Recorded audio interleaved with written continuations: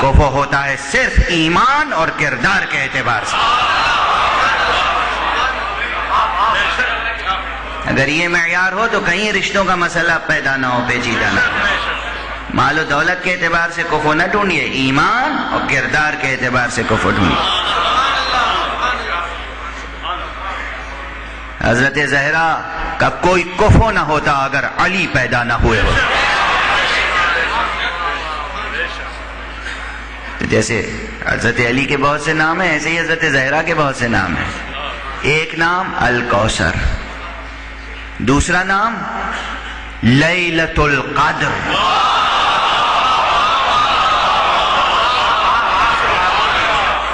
لیلۃ القدر زہرا کا نام ہے، قرآنی نام. اِنَّا أَنزَلْنَاهُ فِي لَيْلَةِ الْقَدْرِ، ہم نے قرآن کو لیلۃ القدر میں نازل کیا ہے.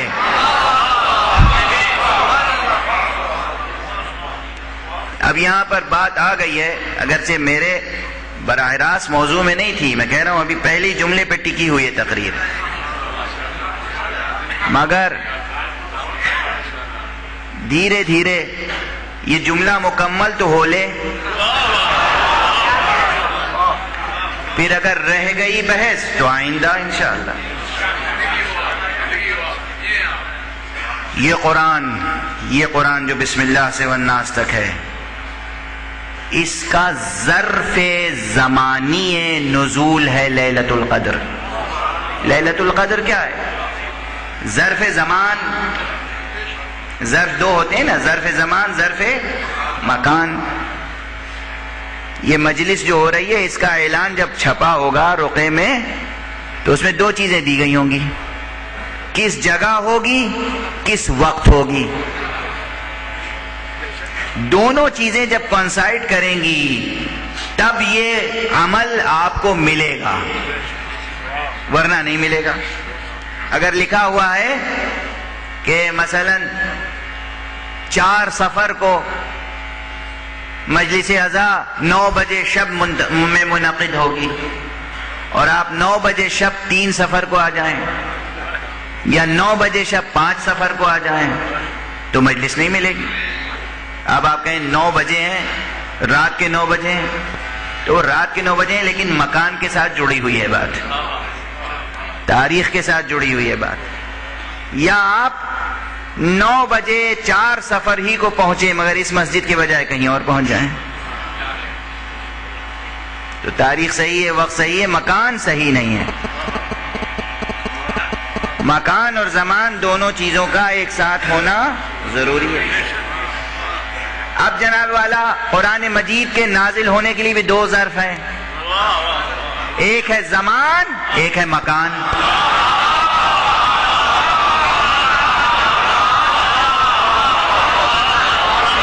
زمان ابھی اس لفظی قرآن کی بات ہو رہی ہے، اس کتبی قرآن کی، اسم کی بات ہو رہی ہے. یہ قرآن کریم، یہ قرآن عظیم، یہ قرآن شریف، یہ قرآن مجید، یہ قرآن حکیم لیلۃ القدر میں نازل ہوا، یعنی ماہ مبارک رمضان کی 23ویں شب لیلۃ القدر میں یہ قرآن نازل ہوا. یہ لیلۃ القدر ظرف زمان نزول قرآن ہے، مکان نزول قرآن قلب پیغمبر ہے. کہاں نازل ہوا؟ قلب پیغمبر پر، کسی پہاڑ پر نہیں، کسی پتھر پر نہیں، قلب پیغمبر پر. لیکن قلب پیغمبر پر لیلۃ القدر میں کون سی چیز نازل ہوئی؟ یہ اسم نازل ہوا، یہ لکھی ہوئی کتاب نازل ہوئی. جبرائیل نے آ کے تلاوت کی، سنائی یہ کتاب. جیسے نام لکھا ہوا ہوتا ہے یا نام کا اعلان ہوتا ہے، جیسے آپ حافظ کو بٹھا کے اور قرآن سنیں، جبرائیل نے قرآن آ کر پیغمبر کو عطا کیا، سنایا رب اکبر کی طرف سے لیلۃ القدر میں. ظرف زمان نزول 23ویں شب قدر، ظرف مکان قلب پیغمبر. مگر میں نے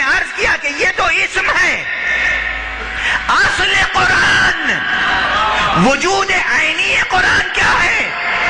میں نے کہا یہ وجودات مقدسہ یہ ہے عین قرآن. خود ذات محمد عین قرآن ہے، ذات حسن ذات حسین عین قرآن ہے.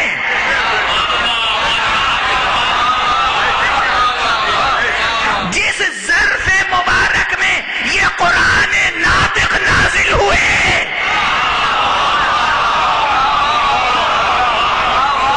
جس ظرف مبارک میں حسن نام کا قرآن ناطق نازل ہوا، حسین نام کا قرآن ناطق نازل ہوا، اس لیلۃ القدر کا نام فاطمہ زہرا ہے.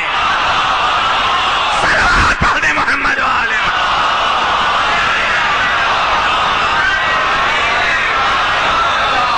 فاطمہ کا نام لیلۃ القدر. اور یہ میں نہیں عرض کر رہا ہوں، حضرت امام جعفر صادق علیہ السلام